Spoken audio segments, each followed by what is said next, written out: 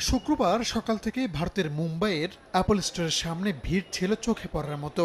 হাজারো মানুষ অধীর আগ্রহ নিয়ে অপেক্ষা করছিলেন স্টোরটি খোলার। এদের অনেকেই বৃহস্পতিবার রাত থেকেই লাইনে দাঁড়িয়েছিলেন। অল্প সময় পর আসে সেই মাহেন্দ্রক্ষণ। প্রতিষ্ঠানটির কর্মীরা স্টোরে স্বাগত জানান ক্রেতাদের। ভিতরে ঢুকেই বহুল কাঙ্ক্ষিত আইফোন 16 সিরিজের ফোন হাতে নিয়ে নেড়েচেড়ে দেখেন অনেকে। চোখে মুখে তৃপ্তিও ছিল দেখার মতো। নিজের পাশাপাশি পরিবারের সদস্যদের জন্যও পছন্দের ফোন কিনেছেন কেউ কেউ। मैं 21 आवर्स से लाइन में खड़ा हूँ। मैं कल 11 o'clock को स्टोर ओपन हुआ था, तब से आया हुआ हूँ, इधर ही हूँ। और उसके बाद अभी मैं फर्स्ट एंटर होऊंगा स्टोर में। मैंने 5 मोबाइल लिया है, कुछ बीवी के लिए है और बच्चों के लिए। ভারতীয় গণমাধ্যমগুলো বলছে মুম্বাইয়ের পাশাপাশি দিল্লির অ্যাপল স্টোরেও একই রকম ভিড় ছিল।